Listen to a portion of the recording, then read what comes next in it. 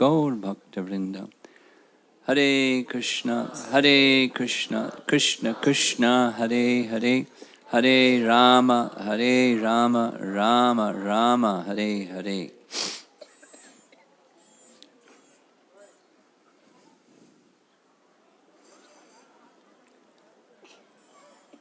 A little reminder of our mission or purpose coming to Dwaraka Dham. Some persons are with us who weren't here the first evening, so a little refresher otherwise.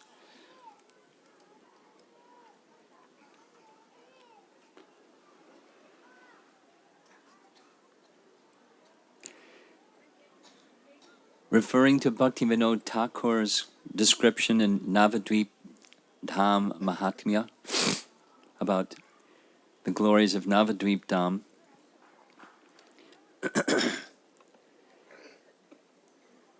external appearances of things in the Holy Dham is not at all the essence of the Holy Dham. Bhaktivinoda Thakur uses the metaphor of oil and water. When you pour oil on a surface of water, you can no longer see the water, because although it's very thin, oil spreads out in all directions and you only see the oil. However, beneath the oil is the body of water. And our mission or objective coming to the Holy Dham is not just to see the oil and take pictures like tourists and say, oh, we went to this place, that place, and it was very nice. That's okay, because there's spiritual benefit even in that. But our mission is to go beneath the oil and into the lake or river or ocean and see what's there. And specifically, what's there is Krishna. So our mission is to explore. I've been using this language, it just seems very appropriate. The mysteries of Krishna. He's very mysterious. And through the sound vibration of Srimad Bhagavatam, particularly as the pinnacle of pramana, or the means of knowing about Krishna, very wonderfully assisted by our exalted acharyas in their explaining the mysteries of Krishna found in Srimad Bhagavatam. We're attempting to, little by little, however, whatever our capacity is, to understand more about the mysteries of Krishna and our wonderful Krishna. I remember in 1970, one of the devotees asked Prabhupada, very simple question, is it all right, Srila Prabhupada, to, when you see a beautiful sunset or see a beautiful rose, to appreciate the beauty of nature and the sunset or the beautiful rose? Immediately Prabhupada said, yes. And you should think, how wonderful is my Krishna? Not just the beauty of this or that, but what's behind the beauty of this or that. And some appreciation of how wonderful is my Krishna. So that's what we're doing here, not just a sunset or a rose or a landscape of mountains and whatever else. The wonders of nature, behind the wonders of nature, there's wonderful Krishna. But this is specifically the person. And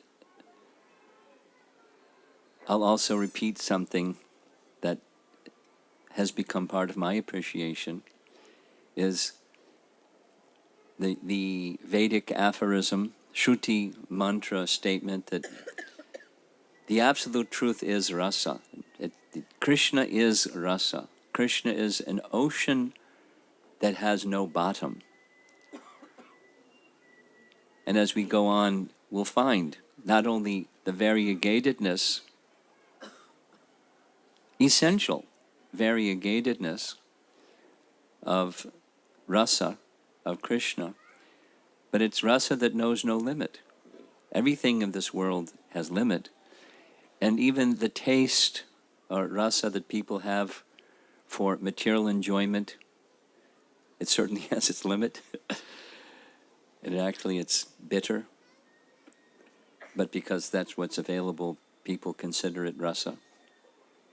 But that's just a perverted reflection of the real thing. And in Dwaraka, Krishna manifests a necessary and essential portion of the unlimited ocean of rasa.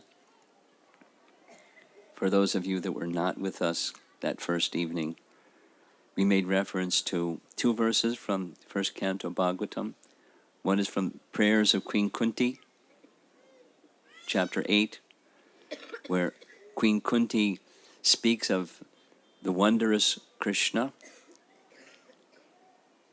and his loving exchanges, and Srila Prabhupada comments, one should not make the mistake, because it's a mistake, to think that the absolute truth, Krishna, and his loving exchanges here or there or elsewhere are not on the same standard or platform. So he specifically says the relationships with the Pandavas,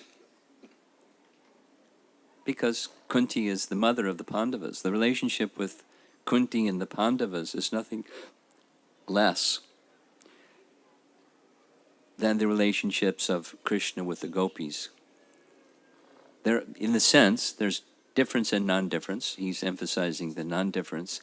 On the absolute plane, they're absolute because they're in relation to Krishna. Then there was reference to another verse, Canto 1, Chapter 7, where for the first point in the entire Srimad Bhagavatam thus far, Sutta, requested by the sages, Shaunaka Rishi heading the sages, wants to hear Krishna Katha, because the manifestation of Srimad Bhagavatam has been explained, how it appeared, because that was a question, it was answered. And it manifested by Vyasadeva entering into a trance, according to the instruction of Narada. And what he saw in trance then became composed in Srimad Bhagavatam, which he taught to Shukadeva Goswami. And in it is topics of Krishna. So the sages are at the edge of their straw mats saying, Krishna Katha, Krishna Katha, Krishna Katha, let's have it. Pour the nectar. So Sutta Goswami says, here comes the nectar of Krishna, starting with the Pandavas. I'm mentioning that specifically, reminding all of you, for a couple of reasons, the place where we are right now, Pancha Pandava Tirtha, the wells where the Pandavas came when they, we'll hear the description. But specifically the point of emphasis here is, this is part of the completeness of Krishna. Krishna is not incomplete. Krishna is complete. He includes everything. Everything is within him. And that includes all rasa. And that includes his relationship with the Pandavas and the residents of Dwaraka. It doesn't take away from what our acharyas say and what Srimad Bhagavatam says. most exalted amongst all of those who are experiencing rasa in their relationship with Krishna are the residents of Vrindavan. You remember from that chart or the graph or the drawing, poster, Devi Dham, Mahesh Dham, Hari Dham, and Goloka Dham. And the innermost portion of Goloka Dham is the corolla of the lotus flower where Radha and Krishna are, and then surrounding them the gopis, and surrounding them the other associates of Krishna, and so forth. Mathura, Dwaraka, all part of that topmost region. But Krishna is everything.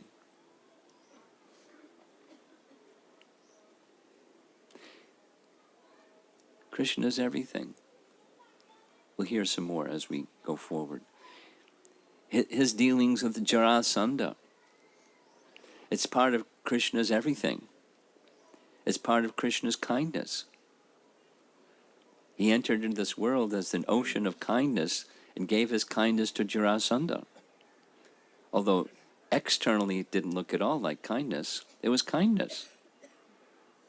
He liberated him.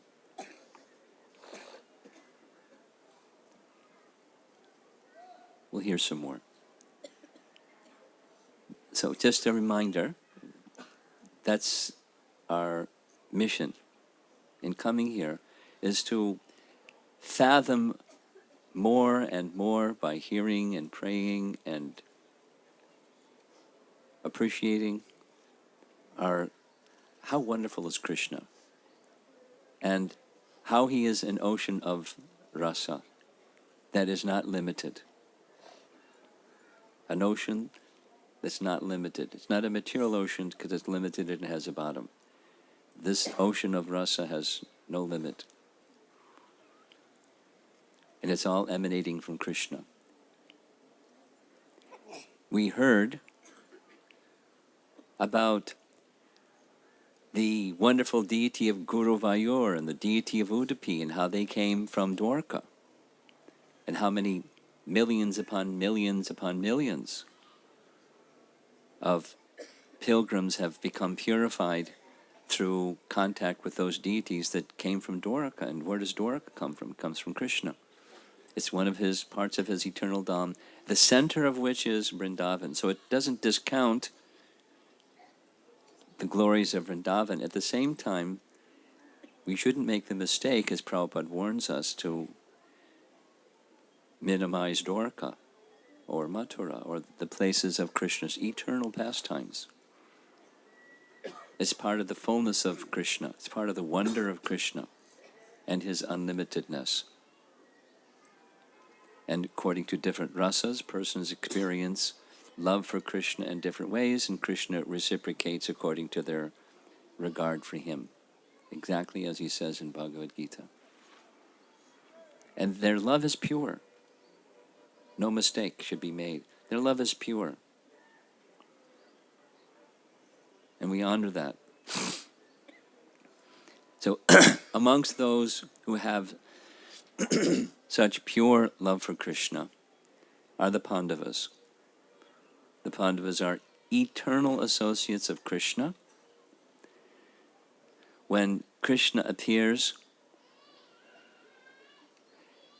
in this manifest creation called his Bhoma Leela, his earthly pastimes, but not just earth, wherever he may appear in any of the universes, Arjuna is with Krishna, the Pandavas are with Krishna, they're eternal associates of Krishna. Not opposed to somebody can become. Girls, stop. Stop.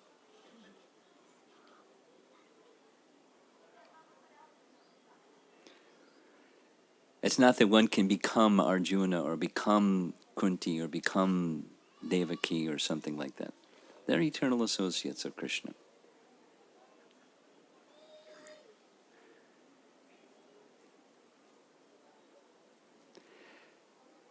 So,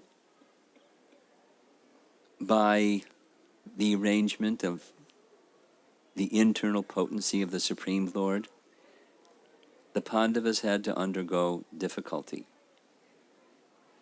through a cheating arrangement of Duryodhana and Shakuni, they lost everything.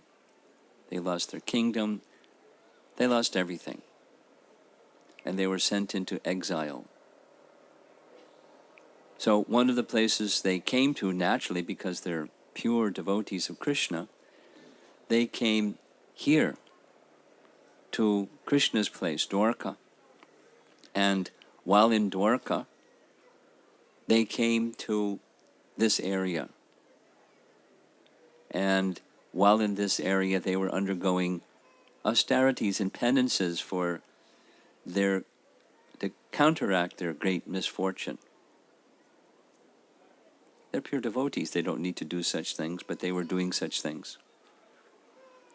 And while here, there was 5 sages came and took compassion upon them. And by their power, they made wells manifest from 5 different sacred rivers, so the Pandavas could refresh themselves. And that's why we've come here. There's 5 wells, Pancha Pandava wells, manifested by Krishna's arrangement through the agency of 5 sages. Now, it wasn't uncommon at all for sages to come to Dwaraka. It's not a mystery. We heard yesterday about the Shamantaka jewel and the properties of Shamantaka jewel besides the 70 pounds of gold every day. The Shamantaka jewel diminished, or within its presence no natural disturbances would come, sufficient rainfall and all those, good things. But no adi bhautika miseries.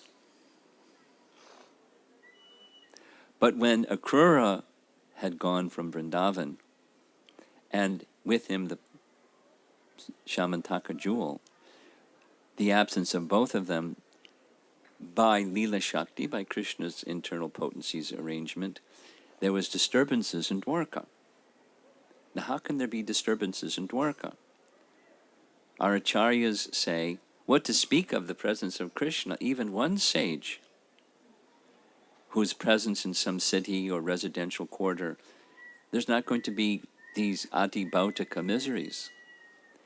And our acharyas comment, there were many, many wonderful places, wonderful sages that attended Dwaraka and took pilgrimage here. One of those sages that we will hear some more about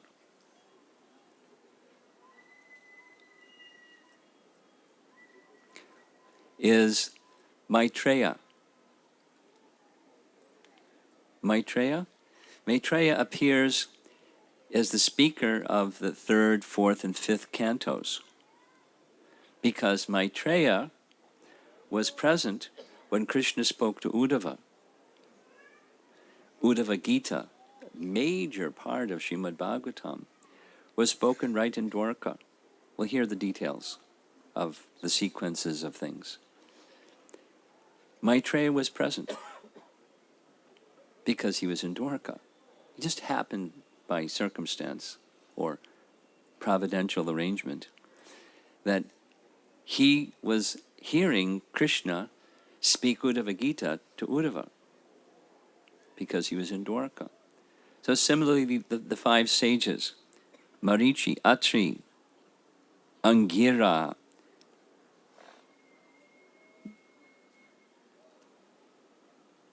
Pulascha, and Kratu, they each manifested these different wells, and I've heard it 25 times already. Each of the wells tastes a little different. The water of the wells is fresh water, and it's not easy to find. Like in Vrindavan, it's not easy to find fresh water. It's kind of often salty. So, but these are freshwater wells brought here by these great sages. over here, under this nice tree, is a place where Durvasa Muni came to perform meditation and austerity. There's a little shrine for him. And over here in this corner is a cave that we're not allowed to go in for some reason. And it's a cave where Durvasa Muni went to undergo the penance of having cursed Rukmini, Skanda Purana reference. Who can curse Rukmini? But Durvasa Muni did that, according to Skanda Purana, and he went to this cave, and that's what's back there, the cave of Durvasa Muni. This is a temple of Lakshmi Narayan. No apparent connection with the pastime of the Pandavas here and so forth, but a Lakshmi Narayan temple, very old deity.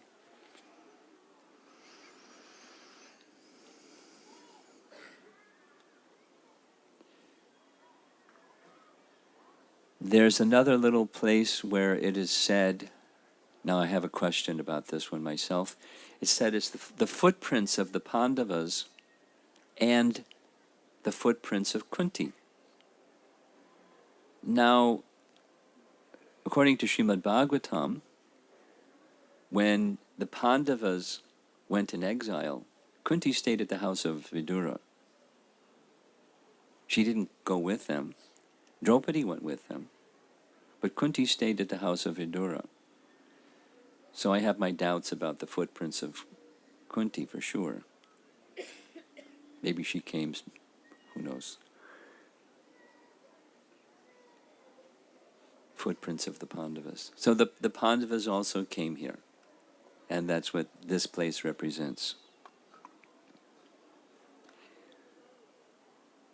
So that's an aspect of the unlimitedness of the rasa between Krishna and his devotees.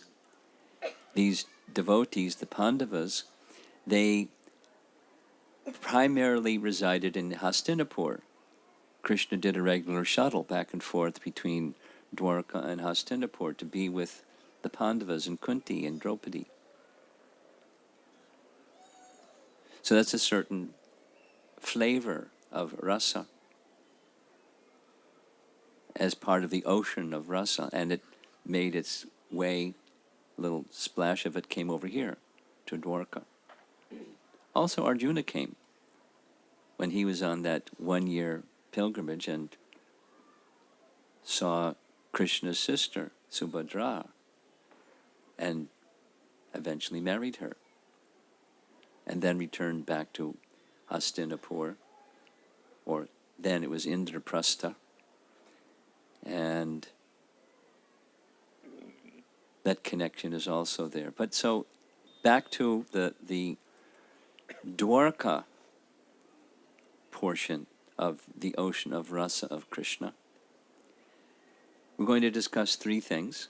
One is just a little review of something that we've already covered. We're going to discuss chapters 69 and 70 of Canto 10. And chapter 69 is Narada's visit to Dwaraka. It comes after the marriage of the 16,100 queens, which we heard yesterday. Narada wanted to see how is Krishna keeping himself in all these 16,108 queens. So Krishna came. Narada came. We heard this, so this is review. But Narada, because he's a Brahmana, Krishna honored him as a Kshatriya honors a Brahmana. He literally, like a demigod, he worshipped him in various ways, which we already heard about. Now, how could Narada put up with that? Because he understands Krishna is the personality of Godhead, and how can he receive worship of the personality of Godhead when he's his devotee? How could he do that? It sounds like a conflict. It feels like a conflict. But Narada understood Krishna. And one of the glorious features of Krishna in Dwaraka, even more so in Mathura, even more so in Vrindavan, is he likes behaving like an ordinary person. I mean, not exactly like an ordinary person, but not in the aspect of majesty, but in simply activities of love. So Krishna, being a lover of everyone, he wants to set the standard of conduct. So when he's in the role of a cowherd boy, that's his eternal position. He's the cowherd boy. And when he comes to Dwaraka, he's a prince. He's of the royal order, and the royal order honors the brahmanas.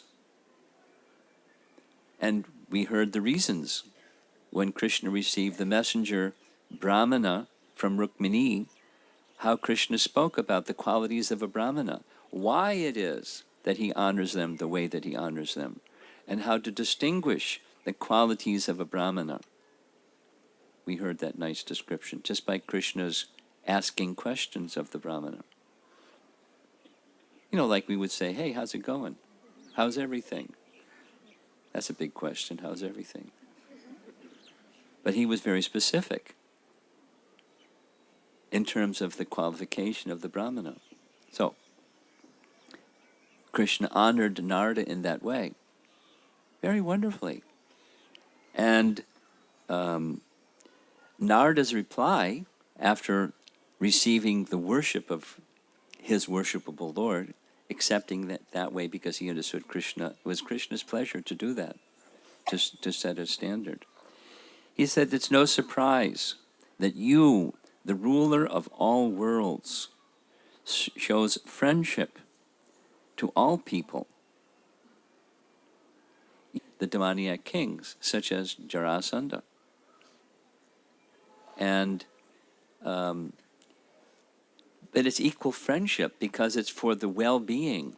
It's mercy or mercy or mercy or mercy, or it's kindness and kindness and Krishna's kindness is equal, and he's simply reciprocating with the others' regard for him, exactly as they have regard for him, and knowing what's beneficial for them, he gives what's beneficial for them. Although he may speak, chivalrous words to Jarasandha, don't be so boastful. Show your real stuff by action. Let's go. Chivalry. But it's out of compassion. And he delivers him. Jarasandha was doing a nice service. He brought all those demoniac kings so Krishna could annihilate them and liberate them. Thank you, Jarasandha. You did a good job. This is Uddhava speaking in Canto 3. Who could be a more appropriate person to worship than Krishna? Is there anybody? Is it possible that there's anybody? Putana approached him to kill him.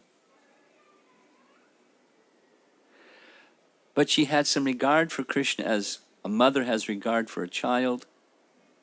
So Krishna accepted that. And after liberating her, gave her a position in the Goloka Vrindavan as the eternal associate of Mother Jasoda, assisting Mother Jasoda in motherly activity in the spiritual world. Is there anybody like that? No, like Jarasandha.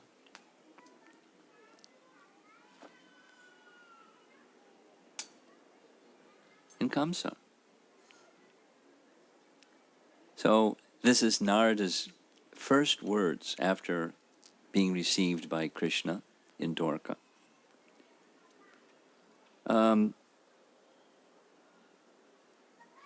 He then, the second thing he says is, please favor me.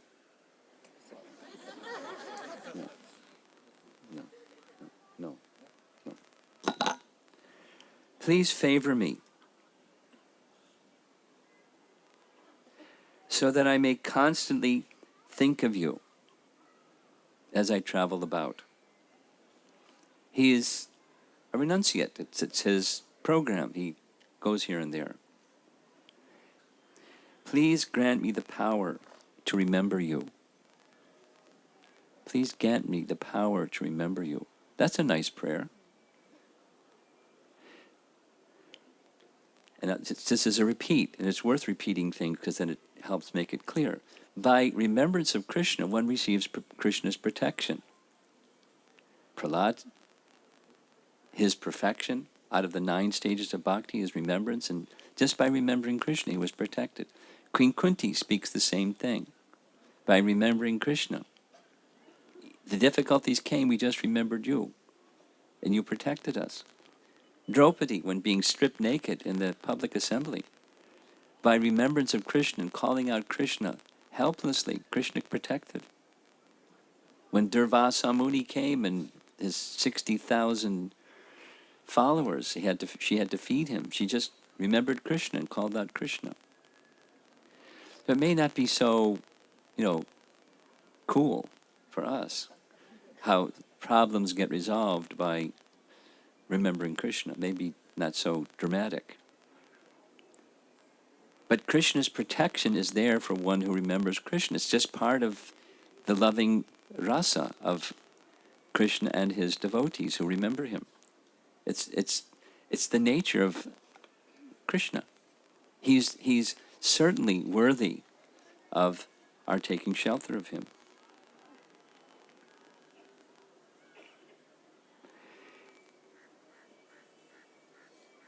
Then Narada takes leave. This is chapter 69. Narada takes leave of one palace and goes to the next palace, next palace, next palace, and sees Krishna doing all these, so many different things. Everything in each place was different. At different times of the day, doing different things, all at the same time. Totally mysterious. The opulence of Krishna, the mystic opulence of Krishna was being revealed to Narada. Now, one of the activities that Krishna was doing was performing Mahayagya. And those of you that read Bhagavad Gita carefully, Mahayagya is mentioned. And what is this Mahayagya anyways?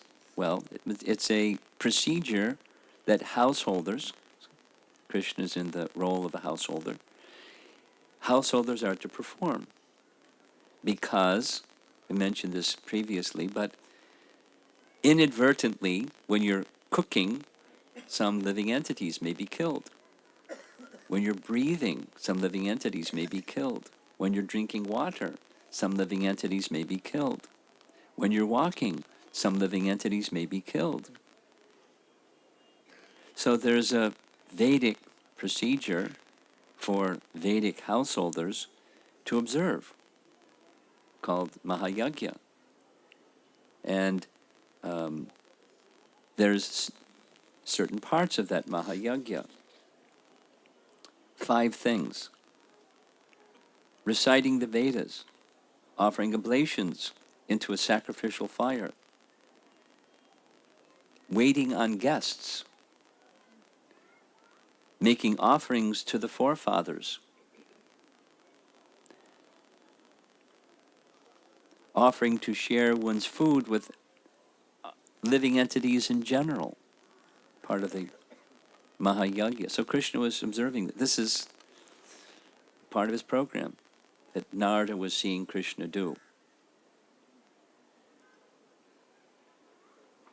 Srila Prabhupada writes in Krishna book in reference to this. Very nice.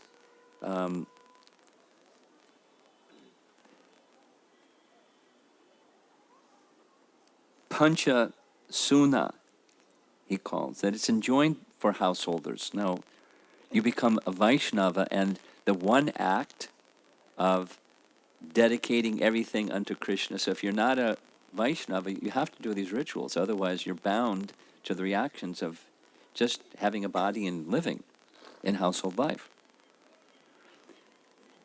But by the one act of surrender to Krishna, through the agency of the instructions of the spiritual master, all of that's taken care of.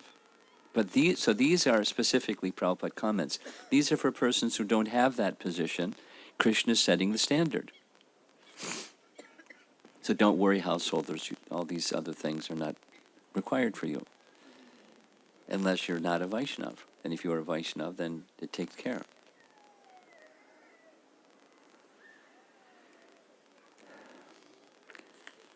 So Narada completes the whole circuit, goes to all of the different places, one place, the next place, the next place, and he's appreciating, in addition to the divinity of Krishna, further appreciating the human-like appearance of what he's doing, or the example-setting activity that he's doing.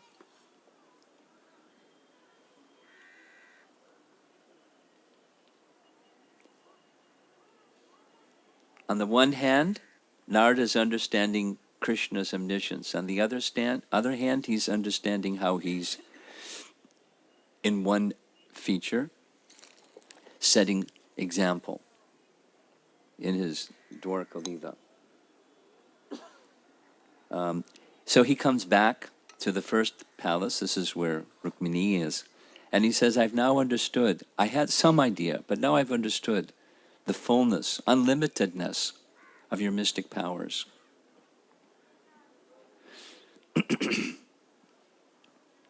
And Krishna then speaks. He said, don't be disturbed. I observe religious principles to teach them to the world.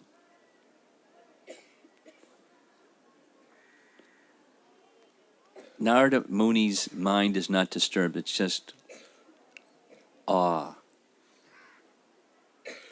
Because the awfully wonderful opulences of Krishna, he's in his mystic powers at the same time as ordinary. This seeming contradiction aspect of Krishna, the apparently contradictory nature of Krishna, he's just marveling at.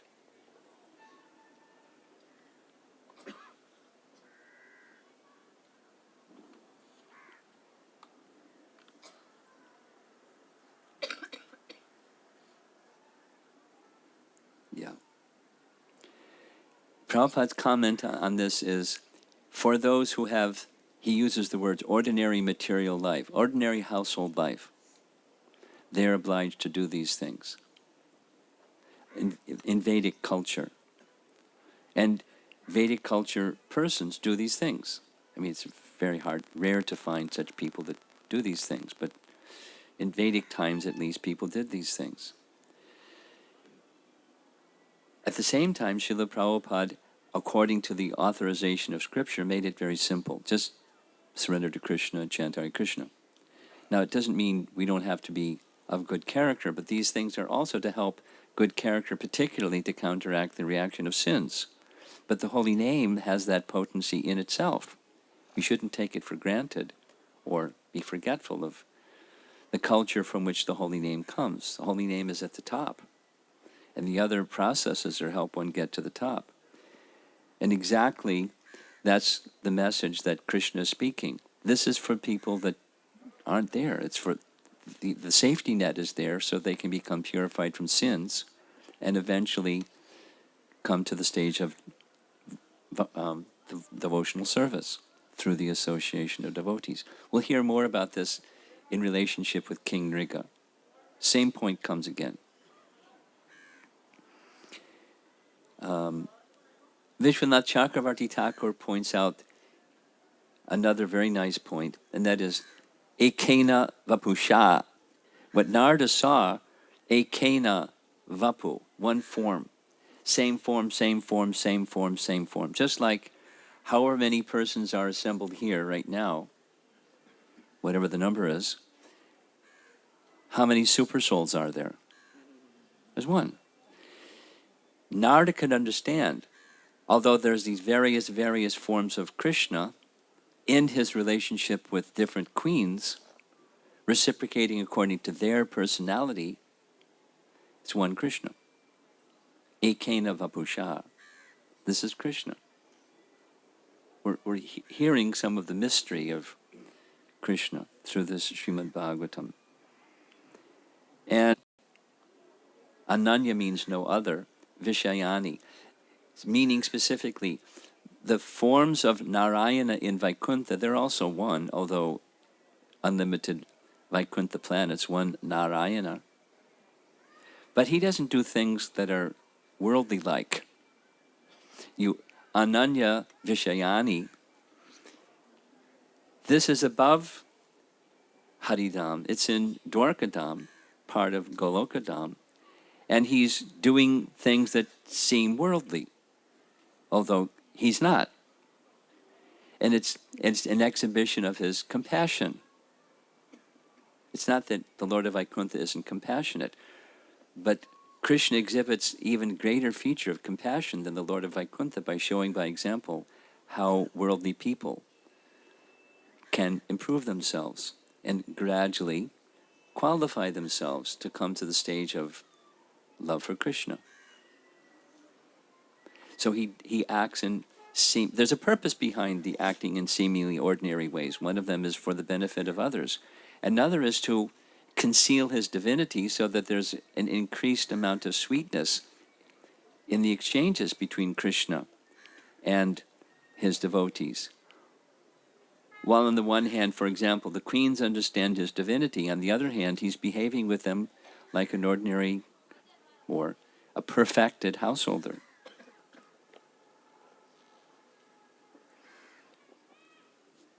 That's chapter 69, Narada's visit. Chapter 70 of Srimad Bhagavatam, Canto 10, describes Krishna's daily activities. And it's just a recitation of what he does starting in the morning. So it's instruction for householders, but he was setting the ideal standard. So the chapter begins with, before the sun rises, he didn't have alarm clocks. They had a different system. It was the rooster system. And the roosters would make the rooster noise. And hearing the rooster noise, the birds would awake, and the birds would start to sing and make their singing sounds. Just this summer, it was the month of May, we attended a meeting in Milano, or Villa Vrindavan. And the room where I stayed in, right outside the window of the room, was a cuckoo bird. And I've never heard a cuckoo bird before. I didn't even know how I would recognize what a cuckoo bird, but he sounds just like a cuckoo bird. Because when I was little, my parents had one of those cuckoo clocks. You know, you pull the chain, and this weight goes up, and then the weight pulls the chain down, and at a certain time, a door opens, and this little bird comes out and goes, cuckoo, cuckoo, cuckoo. And then the door closes, depending upon, whether it's the quarter hour or the hour. Then another one has a deeper resonance. Cuckoo. So right outside my window was a cuckoo bird. And I don't know if he heard the rooster to wake him up, but the cuckoo bird was waking me up. I didn't even need an alarm clock. He was right outside my window. It was neat. So that's what happened in Dwaraka.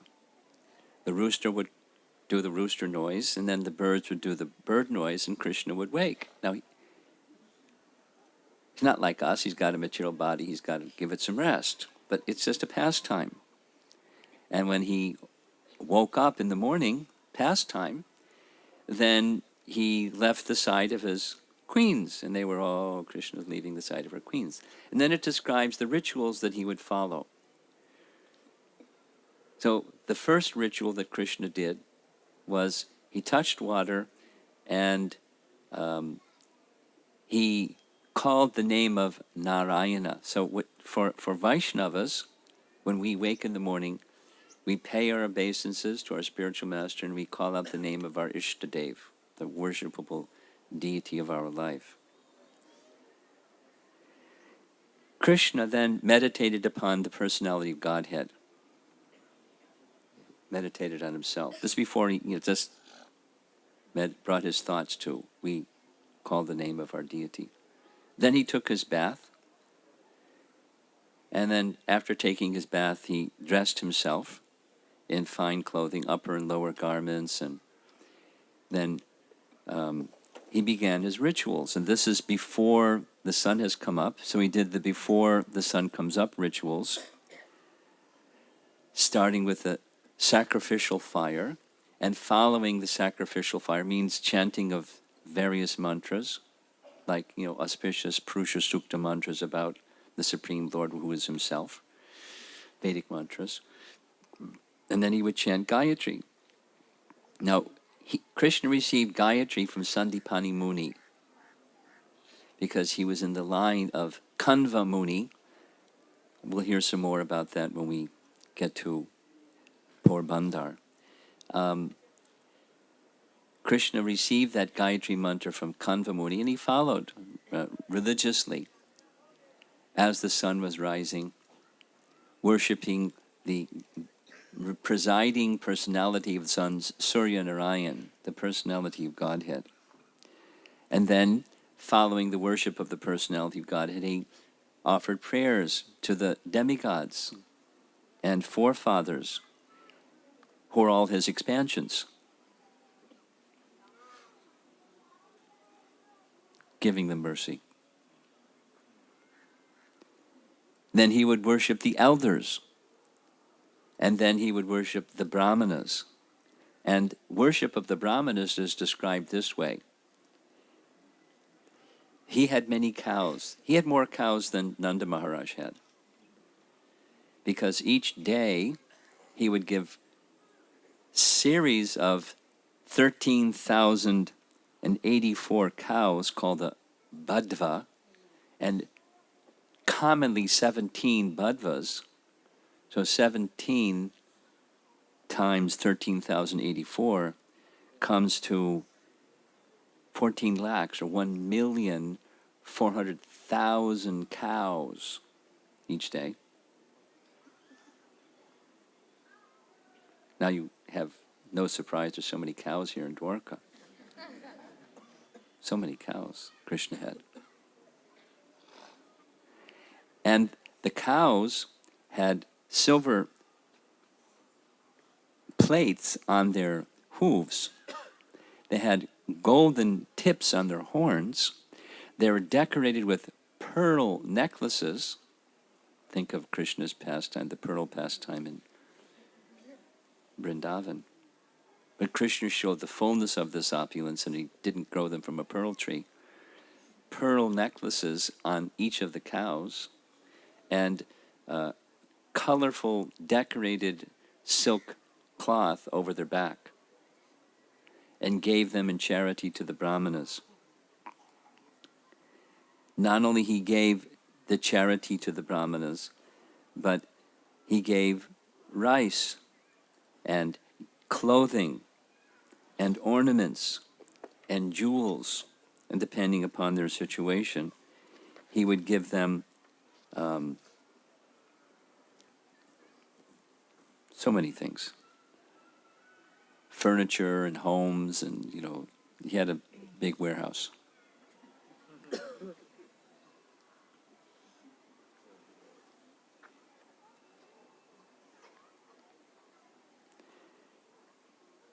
Then Krishna would offer his obeisances to the cows. Then he would go to this is every morning, by the way, the various classes of society. He's honored the brahmanas, so he's now going to go and honor all the other classes of society. He's the prince, he's not the king, but he's doing householder duties, going throughout the city. Before he did his, went to the assembly hall, and giving gifts to people. Sandalwood paste, flower garlands, pan.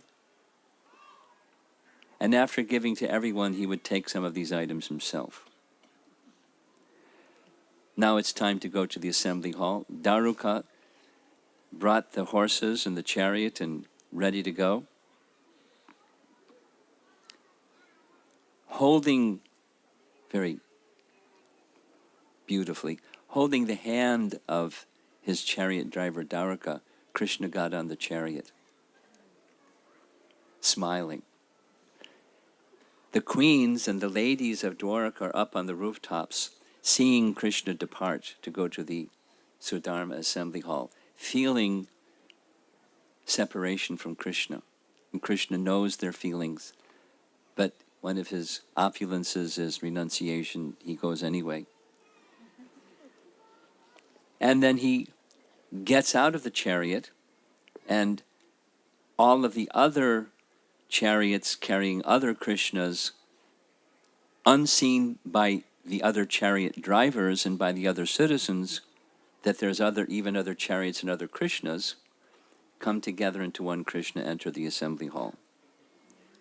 Whew. And this Sudharma assembly hall, Prabhupada writes in Krishna book, we should not forget, it was brought from the heavenly planets. With the Parijata tree also came the Sudharma assembly hall, gifted by the demigods, willingly or otherwise. And one who enters the Sudharma assembly hall, one of its properties is the pangs of material existence can't touch you while you're deliberating on the affairs of state. Wouldn't it be nice to have a place like that? Put one in your household where you have to decide, how you're going to make decisions about your worldly duties. The waves of material existence cannot touch those who enter the Sudharma assembly hall. Vishwanath Chakravarti Thakur highlights this fact again, that except for Narada, people didn't even know that Krishna was simultaneously manifesting himself in different. It's just part of the Yogamaya potency. They didn't know. Not only the queens didn't know, the citizens didn't know. Circumstance wandered outside. They wouldn't see. It just wasn't disclosed to them. It's part of the mystery of the loving, emulate the love of his devotees. It makes the human side and not the mystic opulent side more prominent by doing that. Of course, he can pull back the curtain and show the mystical side, and then close the curtain and people can't see again. Something very similar to what happened when Krishna, after killing Kamsa, went to the prison house of Kamsa, and they haven't seen them in a long time, wanting the embrace of mom and dad. But they were in this